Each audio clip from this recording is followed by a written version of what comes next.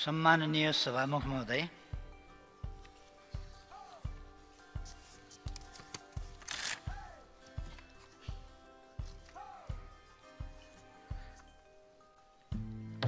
सर्वप्रथम त म यस गरिमामय सदन मार्फत देश र जनताका निम्ति आफ्नो अमूल्य जीवन अर्पण गर्ने ज्ञात अज्ञात शहीदहरूको विशेष स्मरण गर्दै ती सम्पूर्ण वीर वीराङ्गनाहरूप्रति हार्दिक श्रद्धाञ्जली अर्पण गर्दछु। देशलाई विकास र समुन्नतिको दिशामा अघि बढाउने शहीदहरूका महान सपनालाई साकार पार्ने दृढ सङ्कल्प पनि गर्दछु। साथै यस राष्ट्रको जीवनमा अमूल्य योगदान दिने पुष्पलाल, बीपी कोइराला, गणेशमान सिंह र मदन भण्डारी लगायत सम्पूर्ण अग्रजहरूप्रति उच्च सम्मान व्यक्त गर्दछु। आज आदरणीय नेता बीपी कोइरालाजीको 42औं स्मृति दिवस पनि हो। यस घडीमा म उहाँप्रति हार्दिक श्रद्धासुमन अर्पण गर्न चाहन्छु। नेपाली समाजको परिवर्तन र रूपान्तरणमा उहाँले पुर्याएका योगदानहरूको सम्मान गर्दछु र उहाँप्रति अत्यन्तै आदरभावका साथ श्रद्धाञ्जली अर्पण गर्दछु। सभामुख महोदय, मनसुन सुरु भए यता मुलुक बाढी पहिरो लगायत प्राकृतिक विपदको भीषण चपेटामा परेको छ। धनजनको व्यापक क्षति भएको छ।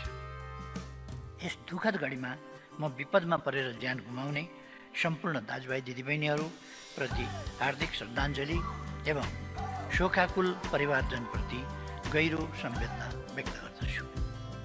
साथै सम्पूर्ण घाइतेहरूको शीघ्र स्वास्थ्य लाभको कामना गर्दछु। सरकारले उद्धार, उपचार तथा राहतमा विशेष ध्यान दिइरहेको छ। सरकारले उद्धार उपचार पहिलेदेखि भएका क्षतिका सम्बन्धमा पनि ध्यान दिएर काम सुरु गरेको छ।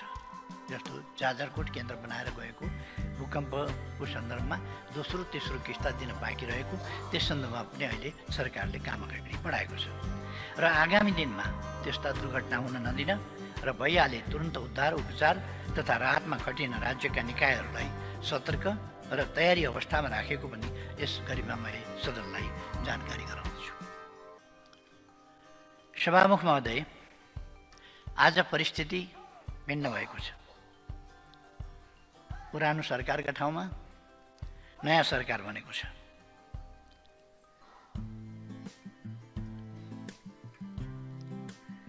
संविधान र कानुन बमोजिम म यस सदनबाट सदनको बहुसङ्ख्याबाट प्रधानमन्त्री नियुक्त भएको छु र यसै सन्दर्भमा संविधान र कानुन बमोजिम प्रधानमन्त्रीको रूपमा विश्वासको मत लिन यहाँ उपस्थित भएको छु। मलाई विश्वासको मत दिनुअघि यस सम्मानित सदनले मलाई विश्वासको मत दिनुपर्ने कारण संक्षिप्त रूपमा आग्रह गर्न चाहन्छु। सबैभन्दा पहिला हामीले सरकारको जिम्मा लिइरहँदा देशको स्थिति कस्तो थियो भन्ने एउटा सानो झलक यहाँ प्रस्तुत गर्ने अनुमति चाहन्छु। सिङ्गो देश यति बेला निराशामै छ। 46 सालपछिको पुस्ताले यति चरम निराशा सायद पहिलो पटक अनुभव गर्यो। यो सरकार परिवर्तनको सङ्घारमा आइपुग्दा को स्थितिको बारेमा म भन्दैछु। अर्थतन्त्र असाध्यै डामाडोलको अवस्था छ। आयात र निर्यात दुवै घटेको छ।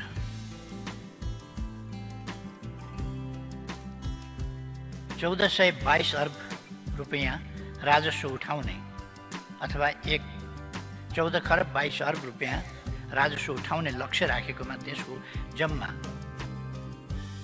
बढीमा तानतुन गर्दा पनि 76% मात्र सङ्कलन हुन सक्यो।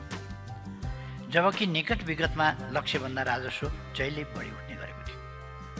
यस परिप्रेक्ष्यमा लक्ष्यभन्दा 24% कम राजस्व सङ्कलन हुनुले देशको अर्थतन्त्रमा कति ठुलो समस्या सिर्जना भएको छ भन्ने देखाउँछ। कहिले ब्याङ्कहरूमा पैसा थुप्रिएको छ, कहिले यस बीचमा यस अगाडि कहिले तरलताको चरम अभाव देखियो। यति बेला तरलता काफी छ, ब्याङ्कमा पैसा थुप्रिएको छ, ब्याज दर पनि न्यून छ, तर पनि लगानी गर्न तत्पर हुने व्यवसायी छैनन्। कर्जा विस्तार घटेको घटै छ, कोही कर्जा लिन तयार भइरहेका छैन। गएको वर्ष जम्मा 5% हाराहारीमा मात्र कर्जा विस्तार भयो, जबकि नेपाल राष्ट्र ब्याङ्कले लिएको कर्जा विस्तारको लक्ष्य नै 11.5% थियो। यो अत्यन्त न्यून हो। त लक्ष्य 11.5% भएकोमा विस्तार चाहिँ 5% मात्रै भयो। ऋण लिएर तिर्न नसकेका कारण कालो सूचीमा पर्नेको सङ्ख्या बढ्दो छ। बजारमा माग घटेको छ। व्यवसायीहरूले सहयोग र प्रोत्साहन पाउनुको साटो सरकारी निकायबाटै अनावश्यक दुख पाएको गुनासो गरेछ। सरकार स्टन्टबाज भयो, सरकारले थुन्ने अनि सुन्ने काम गर्यो भन्ने जस्ता गुनासा बोकेर सरकारी निकाय धाउँदा धाउँदै निजी क्षेत्रले आफ्नो व्यवसायमा काम गर्ने फुर्सद नै पाएन। यस्तो लाग्छ घटेको बजार माग र सरकारी तौर तरिकाका कारण उद्योगी व्यवसायीहरू मरिच झैँ चाउरिएका छन्। विकास निर्माणका काम लथालिङ्ग छन्। करिब 60 लाख भन्दा बढी जनता निरपेक्ष गरिबीको घुङ्ग्रोमा पिल्सिरहेका छन्। भ्रष्टाचारले सीमा नआएको छ। त्रिभुवन अन्तर्राष्ट्रिय विमानस्थलमा विदेश जान लामबद्ध युवा युवतीहरूको भिड देखिन्छ। युवा पुस्ता विदेशिदा उच्च शिक्षा अध्ययन गराउने शिक्षण संस्थाहरूले अभूतपूर्व सङ्कटको सामना गरिरहेका छन्। मलाई सबैभन्दा डर लागेको कुरा देशप्रति आम जनताको भरोसा टुटेको स्थिति, तिनको मनोबल नराम्ररी गिरेको अवस्था। देशमा व्याप्त यही गहिरो निराशा हटाउन, जनतामा आशा र उत्साहको सञ्चार गर्न अनि देशलाई तीव्र आर्थिक वृद्धिको दिशामा लैजान अहिलेको सरकार बनेको। यसमा सबै स्पष्ट हुनुभएको छ। जनतामा भरोसा जगाउने गरी काम गर्न हाम्रो सरकारका मुख्य 5वटा प्राथमिकता रहेका छन्। पहिलो प्राथमिकता, थालेको काम सक्ने। एउटा चर्चित अङ्ग्रेजी भनाइ छ, WIP अर्थात् वर्क इन प्रोग्रेस।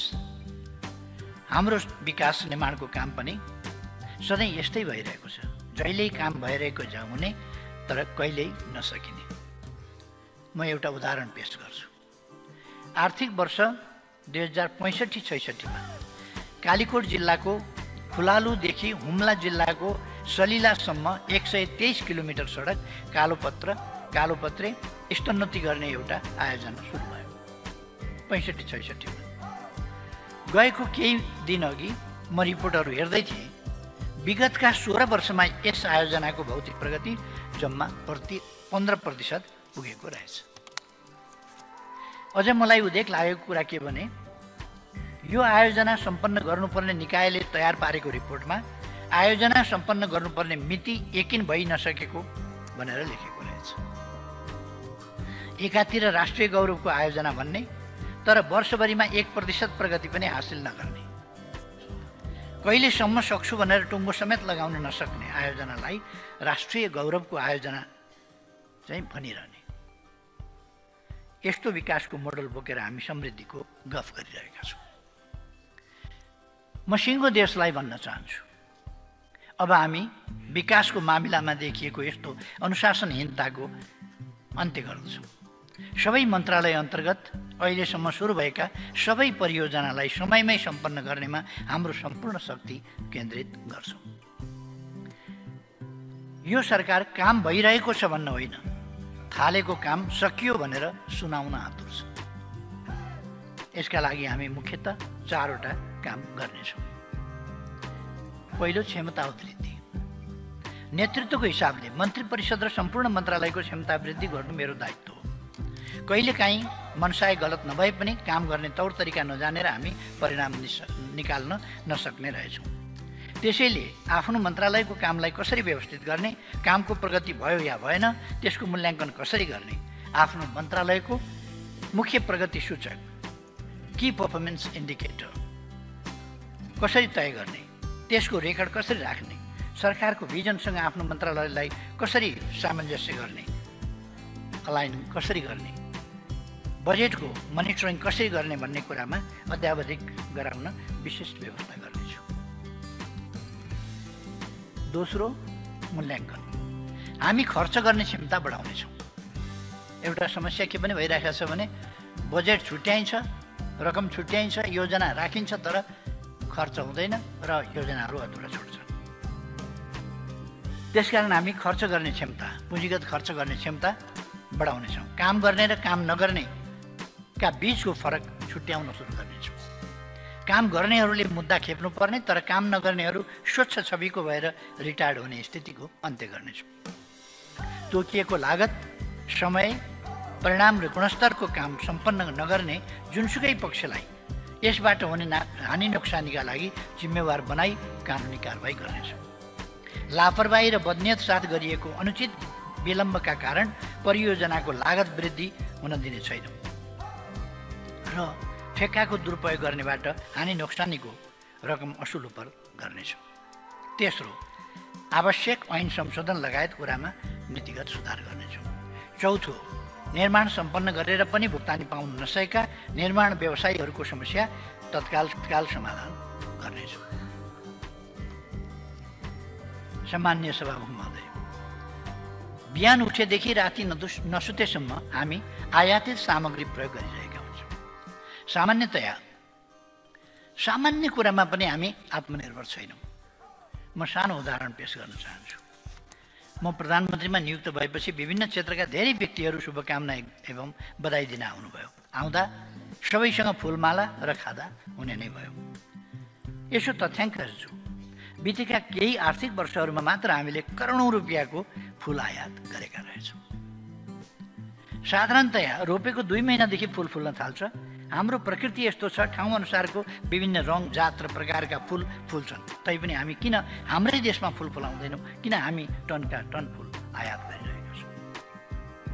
फुलको प्रसङ्ग त मैले एउटा साङ्केतिक रूपमा मात्र यहाँ उठाएको। यस्ता अनेक चिजहरू। हामी व्यापार असन्तुलनको कुरा गर्छौँ।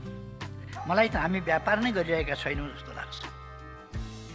गएको आर्थिक वर्षको पहिलो 11 महिनामा 1454 अर्ब रुपियाँको आयात गर्दा हामीले करिब 140 अर्ब रुपियाँको निर्यात गरेछौँ। यो तथ्याङ्क पनि अलिक फरक ढङ्गले बुझ्नुपर्छ। यसमा अरूले बेची मात्र रहेका छन्, हामी चाहिँ किनी मात्र रहेका छौँ। बिक्री नगर्ने, खरिद मात्र गरिरहने पनि व्यापार हुन्छ र अब हामीले व्यापार गर्न सुरु गर्नुपर्छ। आयात प्रतिस्थापन गर्ने र स्वदेशी कच्चा पदार्थमा आधारित उपभोग्य वस्तु उत्पादन गर्ने उद्योगको प्रवर्धन गर्नु यस सरकारको दोस्रो प्राथमिकता हो।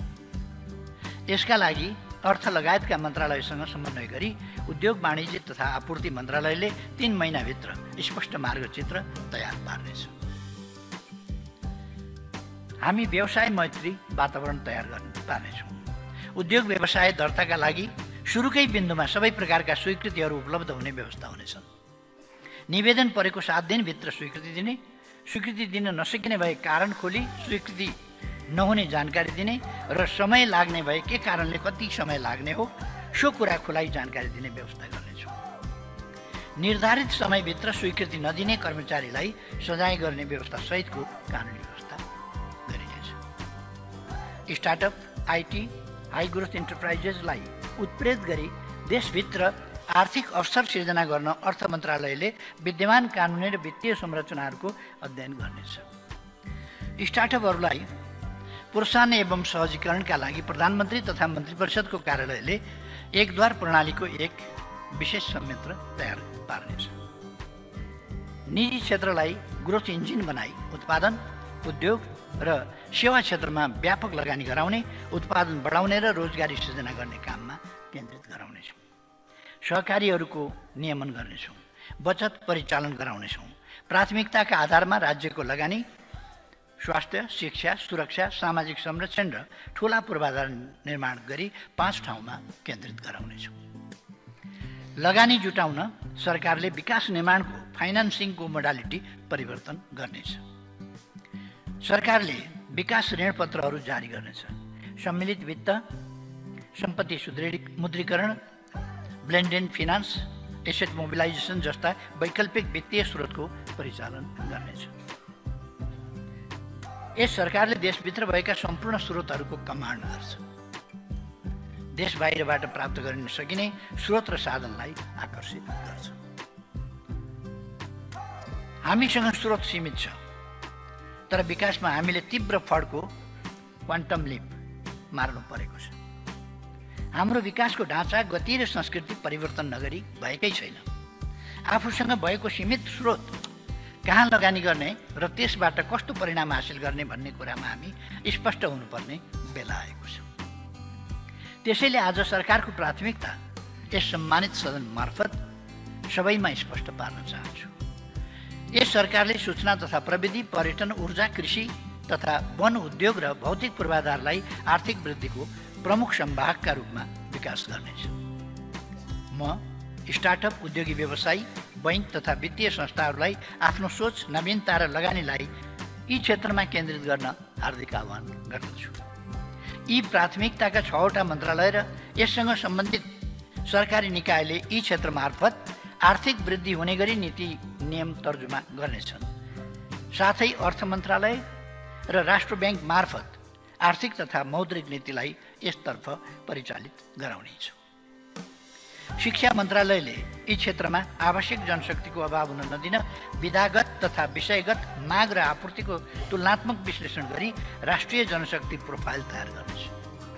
विषयगत जनशक्ति आवश्यकता आकलनका आधारमा शैक्षिक कार्यक्रम सञ्चालन गर्न सम्बन्धित निकायलाई परिचालन गरिनेछ। कृषि क्षेत्र हाम्रो अर्थतन्त्रको मुख्य अङ्ग हुन सक्छ, तर ठूलो जनसङ्ख्या कृषिमा संलग्न हुने, गरिबी र भोकमरीबाट त्यही कृषिमा संलग्न नागरिक नै पीडित हुने दुःखद अवस्था छ। यस्ता विरोधाभास हटाउनु जरुरी छ। हामी यसको दीर्घकालीन अन्त्य गर्न चाहन्छौँ। प्रविधि र उद्यमशीलताको विकास गरी कृषिमा अल्झिएको जनसङ्ख्यालाई अन्य क्षेत्रमा जान प्रेरित गर्ने र त्यसका लागि अनुकूल वातावरण सिर्जना गर्नेछौँ। उत्पादन र उत्पादकत्व वृद्धि गरी कृषि उपजमा देशलाई आत्मनिर्भर बनाउनेछौँ। कृषिको आधुनिकीकरण र व्यावसायिकीकरण मार्फत उत्पादन बढाई कृषि उपजको निर्यात गर्नेछौँ। अर्थ मन्त्रालय, उद्योग वाणिज्य तथा आपूर्ति मन्त्रालयसँग समन्वय गरी कृषि तथा पशुपन्छी विकास मन्त्रालयले यसमा ठोस कार्यक्रम अघि बढाउनेछ। हाम्रो सरकारले स्थिरता, विकास र सुशासनको भरपर्दो इकोसिस्टम तयार पार्नेछ। हामी डिजिटल नेपाल फ्रेमवर्कलाई समयानुकूल परिमार्जनसहित प्रभावकारी ढङ्गले कार्यान्वयन गर्नेछौँ। नेपालको स्वामित्वमा रहेको अर्बिटल स्लट उपयोग गरी अन्तरिक्षमा आफ्नै सेटेलाइट स्थापना गर्नेछौँ। ब्यान्डविड्थको भुक्तानीका लागि विदेशीले गरेको ठूलो रकम रोकिने गरी सञ्चार तथा सूचना प्रविधि मन्त्रालयले तत्काल काम थाल्नेछ। सभामुख महोदय, युवा पुस्ता विदेशिता त्यसले पारेको आर्थिक र सामाजिक असर त छँदैछ। मलाई हिजो आज महसुस हुन्छ वैदेशिक रोजगारीले अर्थतन्त्रको संरचनामा पनि व्यापक परिवर्तन ल्याएको छ। केही वर्ष अघिसम्म नेपालमा मोटरसाइकल निकै बिक्री हुन्थ्यो, तर अहिले मोटरसाइकलको सट्टा स्कुटरको बिक्री बढेको छ भन्ने समाचारहरू आएका छन्।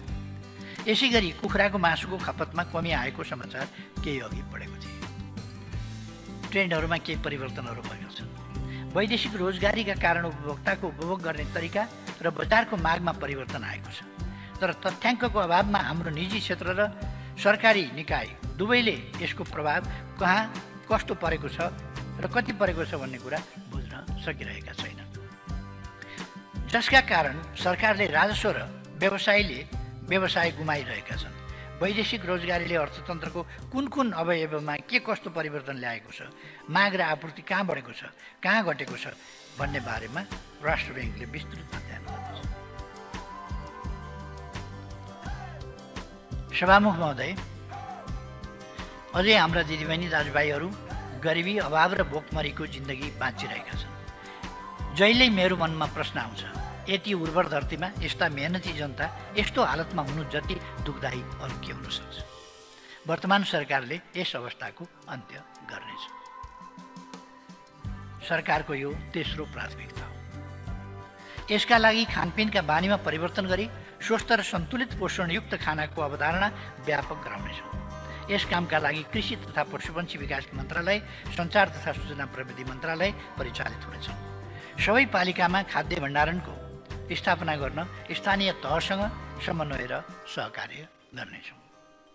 यसबाहेक निरपेक्ष गरिबी चाँडोभन्दा चाँडो कसरी हटाउने भन्ने सम्बन्धमा योजना आयोगको नेतृत्वमा सम्बन्धित मन्त्रालयको एक संयन्त्र तयार पार्नेछौँ र त्यसको सुझावका आधारमा कार्यक्रम तर्जुमा गर्नेछौँ। सडकमा बालबालिकाको बेहाल हुन नदिन हामीले मन्त्री परिषदबाट निर्णय गरिसकेका छौँ। जुनसुकै भूगोलमा जन्मिएको भए पनि बालबालिकालाई भोकै मर्न दिइन्न, कुपोषणको शिकार हुन दिइन्न। स्कुल जान नपाएका, पढ्न नपाएका, जाडोमा न्यानो लुगा लगाउन नपाएका, वर्षमा ओत लाग्ने छानो नभएका अनि भोक लागेका बेला खान नपाएका बालबालिका र जनता नै यस सरकारको सबभन्दा प्रमुख चासो, चिन्ता र सरोकारका विषय हो। तराई मधेसमा आर्थिक रूपमा विभिन्न मधेसी दलित, सामाजिक रूपमा विभेद र भेदभावमा परेका व्यक्ति, अपाङ्गता भएका, अशक्त, बेसहारा, सङ्क्रमित, आश्रयविहीन, अल्पत्र र मनोरोगीहरूलाई मनमा राखेर सरकारले आफ्नो प्राथमिकता तय गर्नेछ। सभामुख महोदय, संसदको चालु अधिवेशनले यस आर्थिक वर्षको लागि सरकारको नीति कार्यक्रम तथा बजेट पास गरिसकेको छ। नीति कार्यक्रम र बजेट पास गर्दा होस् या सरकार परिवर्तन हुँदा होस्, माननीय सदस्यज्यूहरूले उठाउनुभएका कुरा मैले स्मरणमा राखेको छु। सरकार भनेको अविच्छिन्न उत्तराधिकारी संस्था हो, तसर्थ हाम्रा नीति तथा कार्यक्रमलाई अघि बढाउनेछौँ। परिवर्तन महसुस भएको ठाउँमा परिवर्तन आवश्यक छ भन्ने महसुस भएको ठाउँमा विधि र पद्धतिभित्र रही नीति कार्यक्रम र बजेटलाई परिमार्जित गर्दै परिणाम निकाल्ने गरी सम्पूर्ण संयन्त्र परिचालित गर्नेछौँ। यो नै वर्तमान सरकारको चौथो प्राथमिकता हो। कुरा अलिक अघि पनि उठ्या थिए, चर्कै ढङ्गले पनि उठ्या थिए। म त्यतापट्टि जान चाहन्न, तर एउटा कुरा खुलस्त भन्न चाहन्छु, दुनियाँका अगाडि दुनियाँले सुन्ने गरी भन्न चाहन्छु। भ्रष्टाचार गर्दैनौँ, भ्रष्टाचार सहन्नौँ, कसैलाई भ्रष्टाचार गर्न दिन्नौँ। भ्रष्टाचार र अख्तियारको दुरुपयोगसँग जोडिएका विषयको छानबिन तथा अनुसन्धान गर्छौँ। यसमा ढुक्क भए हुन्छ। कुनै कालखण्डमा भएका भ्रष्टाचार र जो कोही भ्रष्टाचारी उप कानुनी कारबाही अघि बढाउँछौँ। भ्रष्टाचारी एक दिन कानुनको कठघरामा पुग्नेछ भन्ने विश्वास समाजमा स्थापित गराउँछौँ। सहकारी पीडितका सम्बन्धमा उचित निर्णय लिनेछौँ र जोसुकै भए पनि सहकारी ठगलाई कानुनी कारबाही गर्नेछौँ। सुशासनका लागि स्टन्ट होइन, सही इन्टेन्सन चाहिन्छ। यस सरकारले आफू अग्लो हुन अरूलाई होचो बनाउने कोसिस गर्ने छैन। आफू गुरु देखिन अर्काको अनुहारमा हिलो छ्याप्ने काम पनि गर्दैन। यो सरकारको पाँचौं प्राथमिकता हो। सभामुख महोदय, यी 5 प्राथमिकता बाहेक सरकारले सार्वजनिक सेवा प्रभावकारी बनाउन र नागरिकको दैनन्दिन जीवनलाई सहज बनाउन अन्य सेवा प्रवाह, नीति निर्माण र विकास सम्बन्धी कामहरू गर्दै जानेछ। त्यसमध्ये केही कामहरूलाई म यहाँ छोटकरीमा राख्न चाहन्छु। नेपालभित्र जुनसुकै भौगोलिक क्षेत्रमा बसोबास गर्ने नेपालीलाई राज्यले उपलब्ध गराउने नागरिकता, राष्ट्रिय परिचय पत्र र सवारी चालक अनुमति पत्र अनलाइन प्रणालीबाट उपलब्ध गराउने व्यवस्था गर्नेछौँ। अघि भर्खरै पनि सदनमा उठेको छ कि 90, 95, 98, 99, 100 वर्षका बुढाबुढीलाई घन्टौँसम्म लाइन लगाउने यस खालको परिपाटी हुनु हुँदैन। जनता मालिक हुन्, जनता सार्वभौम छन् र हामीले जनताको सेवा गर्नुपर्छ भन्ने कुरा बुझ्नुपर्छ। हामी जनताका मालिक होइनौँ, जनतालाई थर्काउने तर्साउने होइन, जनतालाई दुःख दिने होइन भन्ने कुरा बुझ्नुपर्छ। हाम्रो काम सेवा गर्ने हो र सुविधा उपलब्ध गराउने हो। त्यसबाहेक सवारी साधन दर्ता, बिलबुक नवीकरण र घरजग्गा लगायतका सम्पत्ति खरिद बिक्री कर, विद्युत, खानेपानी लगायतका सरकारी शुल्क तथा कर लाइनमा बसेर होइन, अनलाइनबाट तिर्ने व्यवस्था मिलाउनेछौँ। स्वास्थ्य तथा कृषि प्राविधिक लगायतका सेवाहरू पनि अनलाइन प्रणालीबाटै उपलब्ध हुनेछ। नागरिक प्रशासन र सुरक्षा निकायलाई सक्षम, व्यावसायिक र जनताप्रति उत्तरदायी बनाउनेछौँ। सार्वजनिक सेवा प्रवाहको गुणस्तर र प्रभावकारिता बढाउनेछौँ।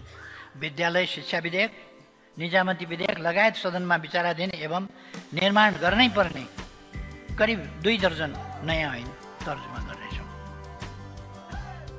नेपाललाई आकर्षक अन्तर्राष्ट्रिय पर्यटकीय गन्तव्यको रूपमा विकास गर्नेछौँ।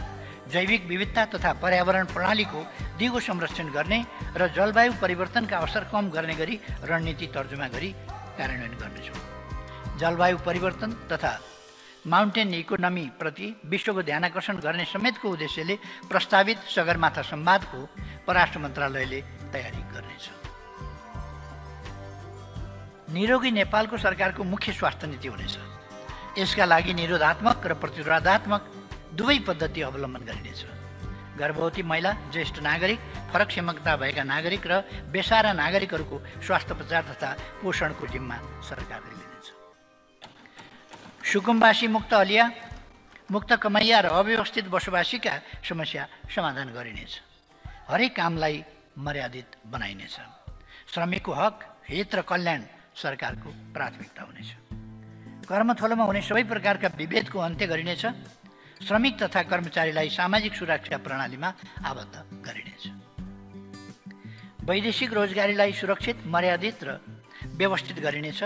विदेशबाट फर्केका व्यक्तिहरूको ज्ञान, सिप र पुँजीको सदुपयोग गर्न श्रम, रोजगार तथा सामाजिक सुरक्षा मन्त्रालयले अभियान नै सुरु गर्नेछ।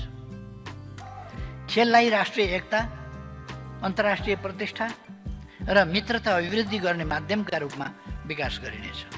सामाजिक सद्भाव,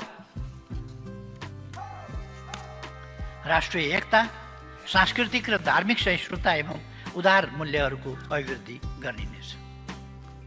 कानुनको शासन, स्वतन्त्र न्यायालय, शक्ति पृथकीकरण, नियन्त्रण र सन्तुलन तथा जनताका हक र अधिकारको प्रत्याभूति गरिनेछ। न्यायालयप्रति जनताको विश्वास र भरोसा अभिवृद्धि गर्न आवश्यक सुधारका प्रक्रिया अघि बढाइनेछ। सभामुख महोदय, हाम्रो विदेश नीति स्वाधीनता, स्वाभिमान र विकासबाट निर्देशित हुन्छ। हामी असल छिमेकीपनमा विश्वास गर्छौँ, त्यस अनुसारको व्यवहार गर्छौँ। हामी छिमेकीका जायज चासो सम्बोधन गर्छौँ, साथै हाम्रा जायज चासो सम्बोधन होस् भन्ने पनि अपेक्षा गर्छौँ। हामी पारस्परिक लाभ, पारस्परिक सम्मानमा विश्वास गर्छौँ। सभामुख महोदय, देशमा जुन किसिमको निराशा छाएको छ त्यसलाई चिर्नका निम्ति राजनीति विकास र समृद्धिको बसतर्फ मोडिनै पर्छ। देशलाई विकास र समृद्धितर्फ हिँडाउन बलियो प्रणाली नबनाइकन हुँदैन। बिना स्थायित्व बलियो प्रणाली नबन्ने रहेछ भन्ने कुराको हामी आफै साक्षी छौँ। म आज प्रतिपक्ष लक्षित कुनै टिप्पणी गर्न चाहन्न, तर यति चाहिँ भन्छु, नेपाली कांग्रेस र नेकपा एमाले जस्ता बलिया पार्टीले पटक पटक काँध थाप्दा पनि अघिल्लो सरकारले लय समातेन।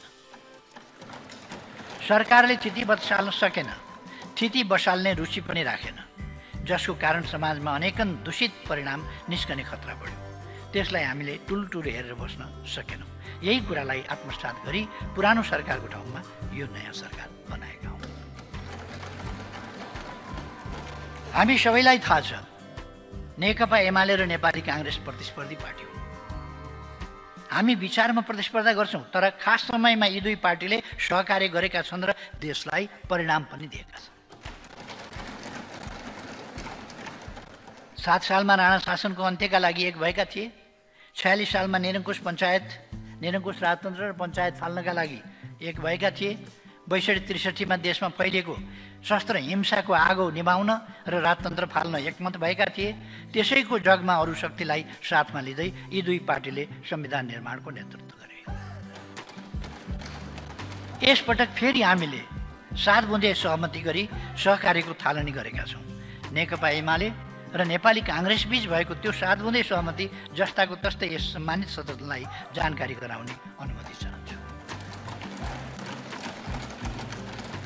7 बुँदे सहमति यस प्रकार छ। 1. आम जनताको चाहना बमोजिम राष्ट्रिय हितको रक्षा गर्न, भ्रष्टाचार नियन्त्रण गरी मुलुकमा सुशासन कायम गर्न, राष्ट्रको विकास निर्माण अभियानलाई तीव्रता दिन, राजनीतिक स्थिरताका लागि अन्य राजनीतिक दललाई समेत सहभागी गराई संविधानको धारा 76(2) अन्तर्गत राष्ट्रिय सहमतिको सरकार निर्माण गर्ने। 2. राष्ट्रिय सहमतिको सरकारले संविधान प्रारम्भ भए पश्चात अभ्यासमा देखा परेका सबल पक्ष र दुर्बल पक्ष तथा जटिलताको समीक्षा गरी राजनीतिक स्थायित्वको लागि संविधानमा आवश्यक संशोधन र तदनुकूलको कानुन निर्माण गर्ने विषयलाई प्राथमिकता दिने। 3.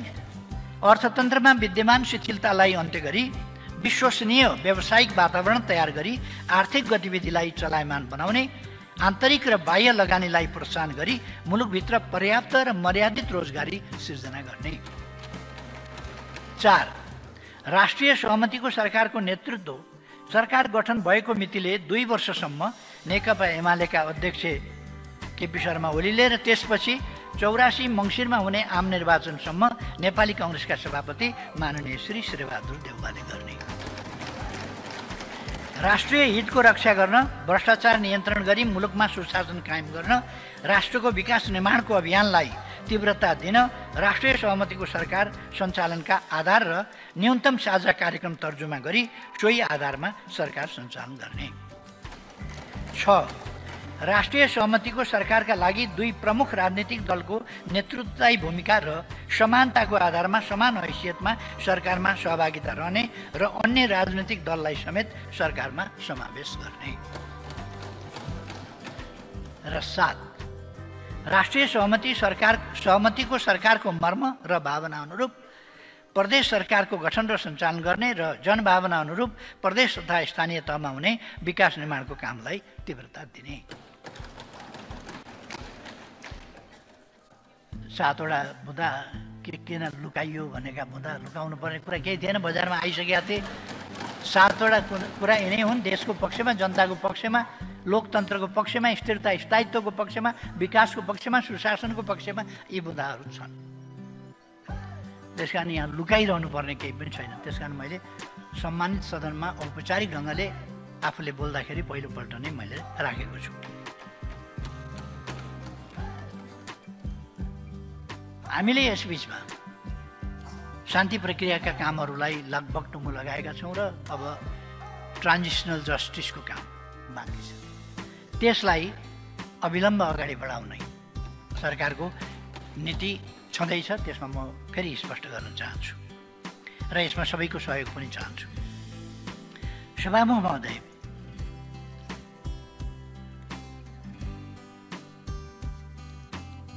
अघिल्लो युगले गरेको अकल्पनीय त्याग र बलिदानबाट प्राप्त भएका मानव सभ्यताका आधारभूत उपलब्धिहरूलाई पछिल्लो युगले गर्वका साथ जीवन्त र अविच्छिन्न राख्नुपर्दछ। यसलाई अगाडि बढाउनु पर्दछ।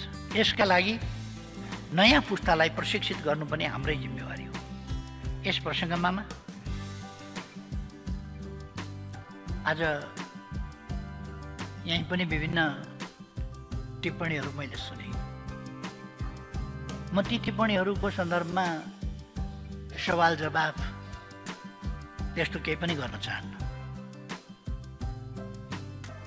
चर्को आलोचना पनि सुने, विरोध पनि सुने।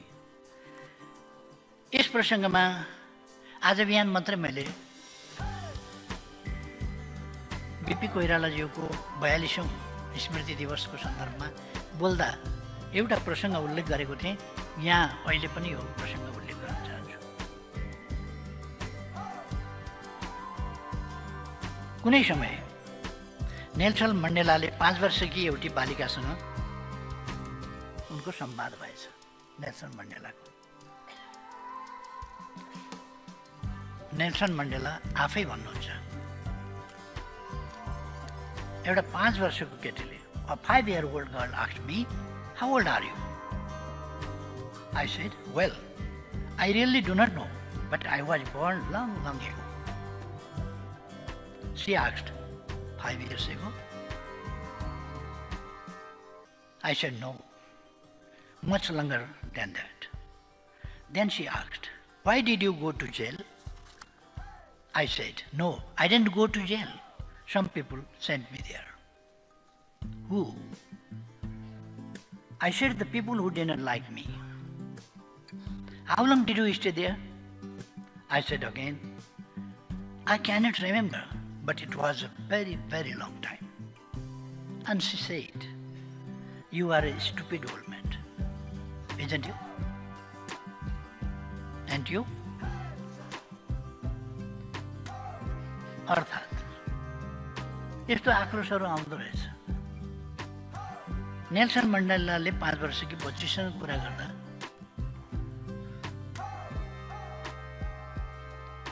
कति वर्षको हुनुभयो तपाईँ भनेर सोधे। ठ्याक्कै त थाहा छैन, तर उहिल्यै जन्मेको म धेरै वर्ष अगाडि भने उनी 5 वर्षकी थिइन्। अनि उनले सोधिन्, 5 वर्ष पहिले? किन उनलाई समय भनेकै 5 वर्षको मात्रै थाहा छ। 5 years।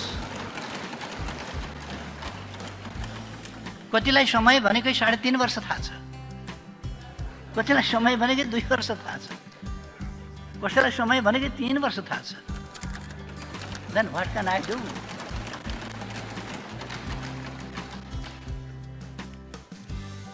पाँच वर्ष पहिले बुढो मान्छेलाई सोधेको त्यो बच्चीले, इनोसेन्टली, केही छैन, तर उहिले जन्मेर कहिले 5 वर्ष पहिले हो, अनि त्योभन्दा धेरै धेरै अगाडि। फेरि उनले सोधे, तपाईँ जेल किन जानु हो त? नेल्सन मण्डेलाको जवाब छ, म गएको होइन, केही मान्छेहरूले मलाई त्यहाँ पठाए, जेलमा मलाई हाले। कसले? मण्डेलाको जवाब छ, जसले मन पराउँदै थिए ती केही मान्छेहरूले मलाई जेलमा हाले। How long did you stay there? अनि कति लामो बस्नु हो त तपाईँ त्यहाँ? मैले भने, म धेरै सम्झिन्न, तर यो धेरै लामो समय थियो। एन्ड सी सेड, अनि उनले भनिन्, you are a stupid old man. बेकारको जेल किन बस्या? बेकार कुटाइ किन खाएको? बेकार भूमिगत किन गएको? बेकार नारा जुलुस किन गर्या? वारेन्टेड भएर किन हिँड्या?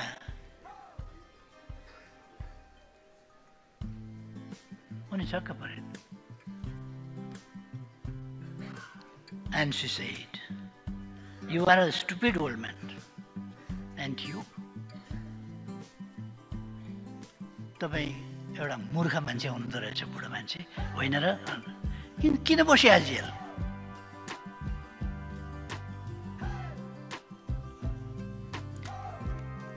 त्यो बच्चीसँग रिसाउने होइन, त्यो बच्चीलाई सम्झाउने काम नेल्सन मण्डेलाको हो। That's my answer.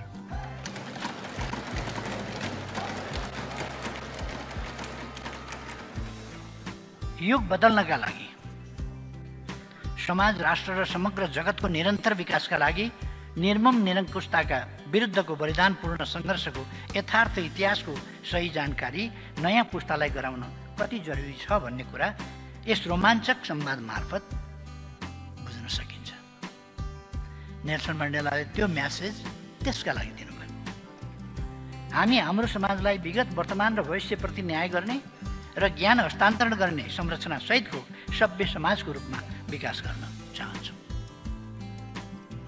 हामी स्टुपिड होइन, ग्लोरियस हिस्ट्री निर्माण गर्ने मार्गमा छौँ। अब नबुझेकाले त त्यो बच्चीले कति सजिलो भन्ने, तिमी त स्टुपिड रहेछौ बुढा मान्छे, जेल किन बस्या बेकार? अहिले मान्छेले भन्न सक्छन् जेल किन बस्या, गोलघर किन बस्या? ती बिपी कोइरालाहरू, ती मान्छेहरू किन शहीद भएका? ती बिपी कोइरालाहरू किन भागिकन कहिले भारत कहिले कहाँ किन हिँडेका? किन जेल बस्नु पर्यो?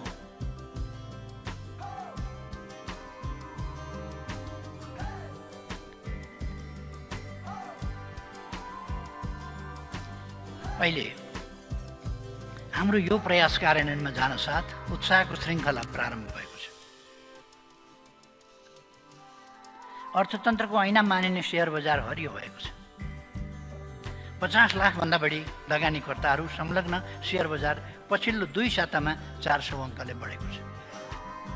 नेप्से 27 महिना यताकै उच्च भएको छ। हाम्रो सरकारप्रति जनताले देखाएको विश्वास र भरोसाको प्रमाण यो हो। म यस सम्मानित सदन मार्फत सम्पूर्ण दिदीबहिनी दाजुभाइहरूलाई भन्न चाहन्छु, अब सेयर बजार मात्र होइन, देशको पुरै बजार चलायमान हुनेछ। सिङ्गो देशलाई चलायमान बनाउने आत्मविश्वास हामीसँग छ, किनभने हामीले लामो अनुभव बटुलेका छौँ। हामीसँग 72 सालको भूकम्पपछिको पुनर्निर्माणमा अन्तर्राष्ट्रिय जगतले समेत प्रशंसा गर्ने काम गरेको अनुभव छ। क्षतिग्रस्त लाखौँ निजी निवास, हजारौँ सांस्कृतिक सम्पदा, विद्यालय भवन र सरकारी कार्यालयहरूको पुनर्निर्माण गरेको अनुभव छ। लगातार 7% माथिको आर्थिक वृद्धि हासिल गर्दै विश्वको ध्यान आकृष्ट गरेको अनुभव छ। विश्व ब्याङ्कले नेपाललाई दक्षिण एसियाको साइनिङ स्टार भन्दा सिङ्गो देश गदगद बनेको अनुभव पनि छ। निरपेक्ष र बहुआयामिक गरिबी घटाइएको पनि अनुभव छ। सबैसँग मित्रता छैन, कसैसँग शत्रुता भन्ने मान्यताबाट निर्देशित हुँदै बाह्य सम्बन्ध विस्तार र सुदृढीकरणमा काम गरेको अनुभव पनि छ। हामीसँग अभूतपूर्व राष्ट्रिय सहमतिका साथ संविधान संशोधन गराएको अनुभव पनि छ। सभामुख महोदय, संविधान भनेको असंशोधनीय विषय होइन। संविधान देश र जनताको हितका लागि साधन हो, साध्य होइन। आवश्यकताले संविधान ऐन कानुनमा संशोधन र परिमार्जन हुन्छ। तर संविधान संशोधन गर्नु पश्चगमन हो भन्ने कतिपयको भनाइ पनि सुनेको छु। अर्को कुरा, यस देशमा डेमोक्रेसीका लागि, डेमोक्रेसी भन्ने शब्द कसले सुनाइदियो? कसले सुनायो डेमोक्रेसी भन्ने शब्द? नेपालमा कङ्ग्रेसले सुनायो होला, एमाले सुनायो होला नि, यिनै पार्टी होला नि, कम्युनिस्ट काङ्ग्रेस, यिनीहरूले सुनाएको होला डेमोक्रेसी भन्ने। पार्टी सिस्टम कसले सुनायो? कसले पार्टी बनायो? यिनै पार्टी होला नि।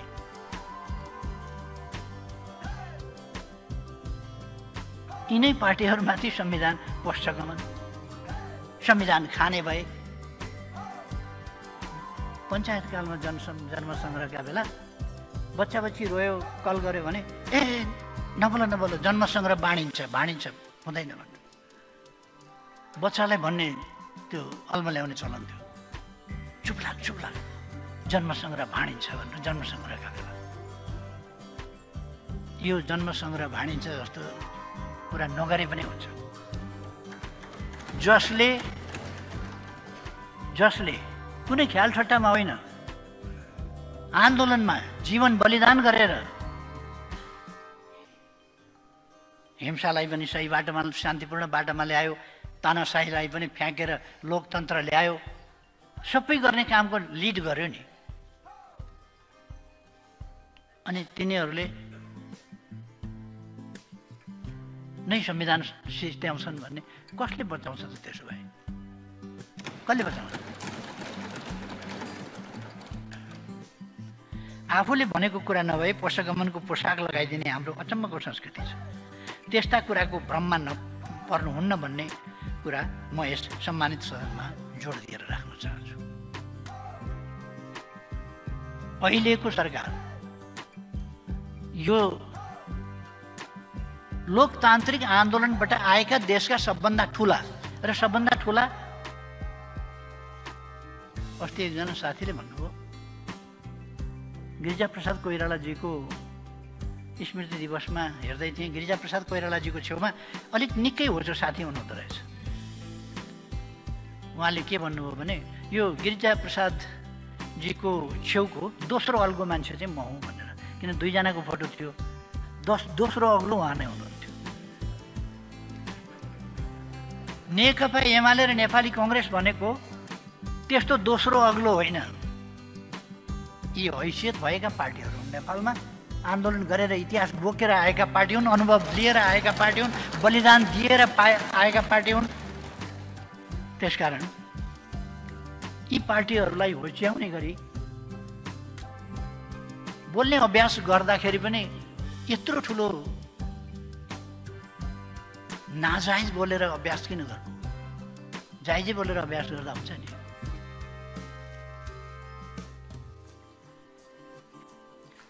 म सधैँ अघि बढ्ने मानिस हुँ। मैले आफ्नो यात्रामा ब्याक गियर लगाउन र पछि सर्न जानेको छैन। हामी सबैले महसुस गरेको कुरा अहिले विकासको मुख्य तगारो अस्थिरता हो। अस्थिरता हटाउन संविधानमा संशोधन चाहिन्छ भने हामीले गर्नुपर्छ। हामीले बुझ्नुपर्ने कुरा के छ भने संविधान विकासको भाग हुनुपर्छ, बाधक होइन। विकासको लागि संविधान जहाँनेर बाधक बनेको छ त्यहाँ संशोधन हुन्छ। म यसो गर्न चाहन्छु, संविधान संशोधन हामीसँग 2/3 पुग्छ भने पनि हामी 2/3 नै गर्ने त्यस मुडमा होइन। हामी सबैले मिलेर संविधान बनाएका हौँ, सबैले मिलेर संशोधन गरेका छौँ। अहिलेसम्म 2टा संशोधन भइसके। अर्को संशोधन पनि देशको हितको पक्षमा हामी गर्नेछौँ, जनताको हितको पक्षमा गर्नेछौँ, विकासको निम्ति गर्नेछौँ, सुशासनका निम्ति गर्नेछौँ, जनतालाई सेवा सुविधा उपलब्ध गराउनका निम्ति गर्नेछौँ। गलत बाटोतर्फ देशलाई धकाल्नका लागि संविधान संशोधन गरिने छैन।